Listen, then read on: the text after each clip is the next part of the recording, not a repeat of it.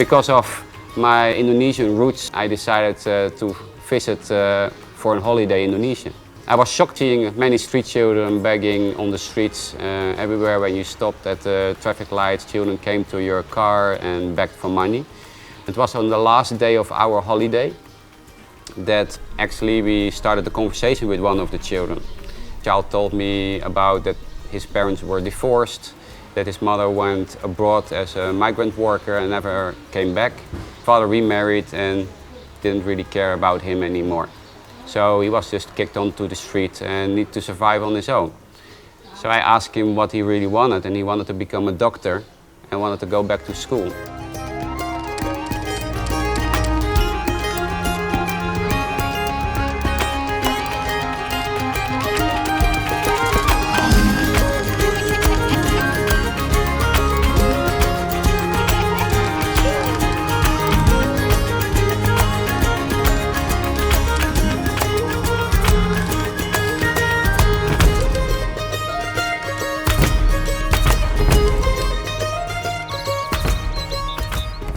Peduli Anak, we help children, underprivileged children. They can be orphans, former street kids, or children who are abandoned, neglected, and abused. So basically, we help them because we want children to have their rights. And children who live in Peduli Anak, who we help, they basically, we are their last resort. So the children you see that living here, for some reasons they cannot live with their parents, or they don't have responsible adults who take care of them. And in some cases, even their home is not a safe place for them to grow.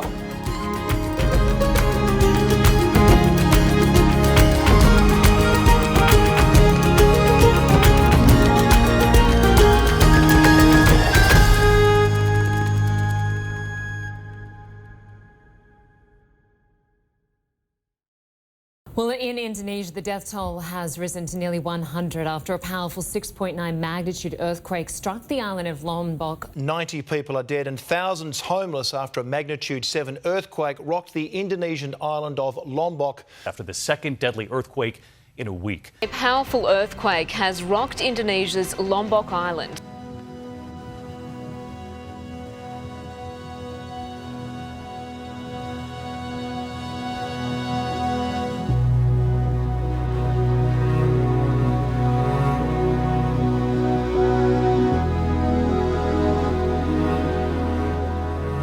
On the 4th of August 2018, it was like 7:30, and the children were in the prayer room here in the local mosque, and it's an open building, pretty strong building, and I was in the office at that time, which is nearby the praying room.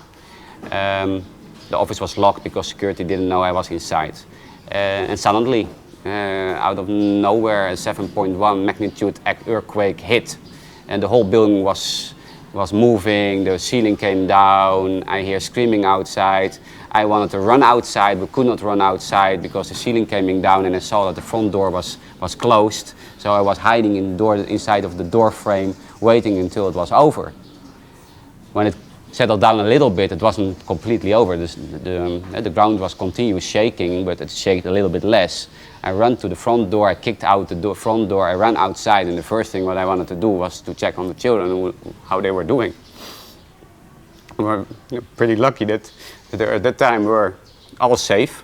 We did a head count, they were all together, but they were super upset. They were all crying, and we were at that time just with two counselors, and we had about 85 children that were upset, and we need to calm down and also prepare for aftershocks, because I knew immediately what was going on. I knew this is an earthquake, this is a big one, so we can expect aftershocks. So I immediately told them, you are safe, we stand here, there's nothing that can fall on you, we stay here, this is outside, and we can expect some more shaking going on.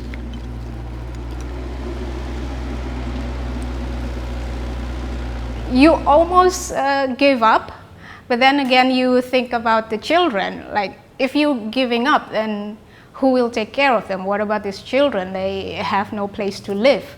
So yeah, for them we have to be strong, and we just have to be creative and more determined to just rebuild what we've built so far and even make it better and stronger.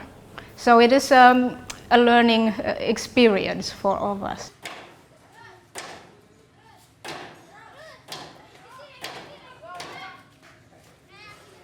So in the last few years we have been building small homes.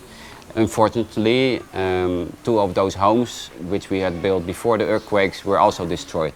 So we raised enough funds to build 14 new children homes where children can live in small groups of maximum 10 children with a mother figure that take care of them.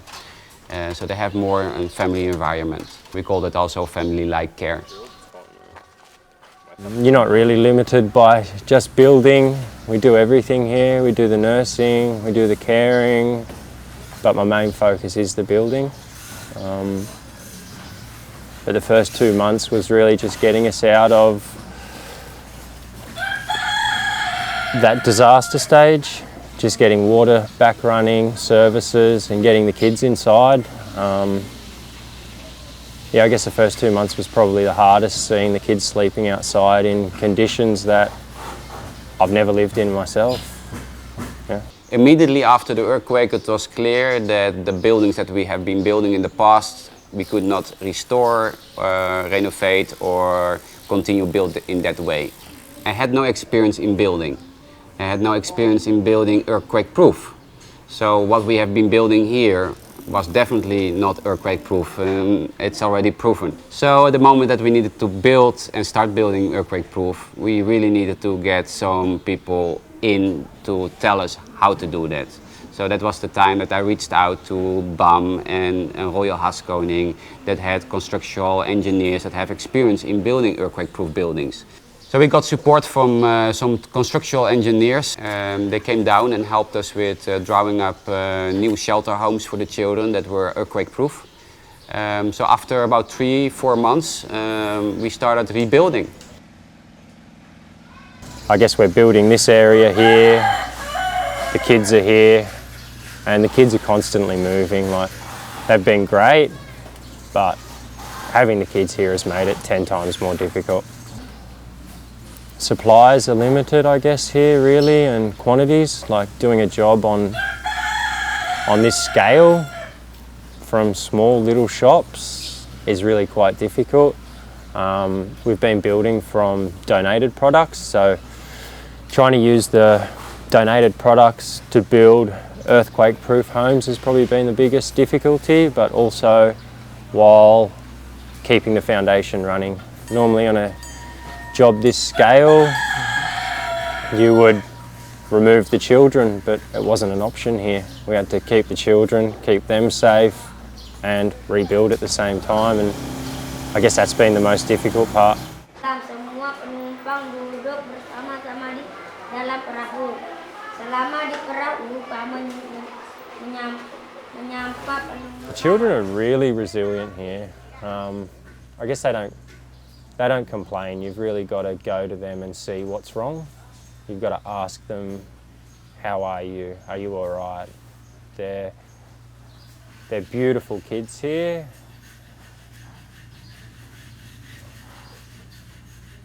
But they're just strong. They're a really tough bunch of kids, and they look after each other.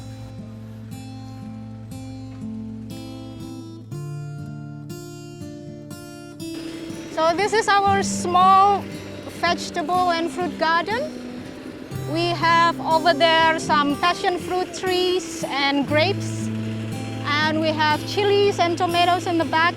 And in the middle we planted some cucumbers and papayas also. And besides that we also have some flowers, marigolds and sunflowers. Perjalanan ini belum usai. Walau semua kini telah berakhir, ini bukan akhir segalanya. Inilah cobaan yang diberikan Tuhan.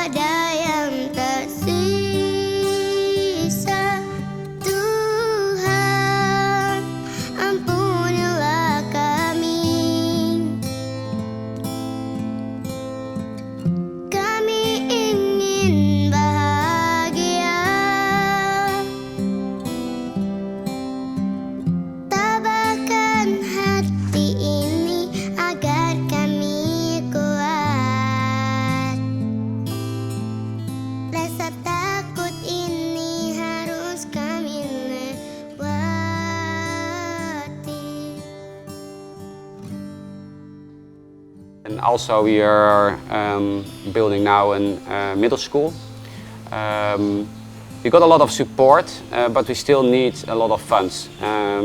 What is the biggest cost now is also landscaping, and the whole place here is 2 hectares big. So it's a big, very big project.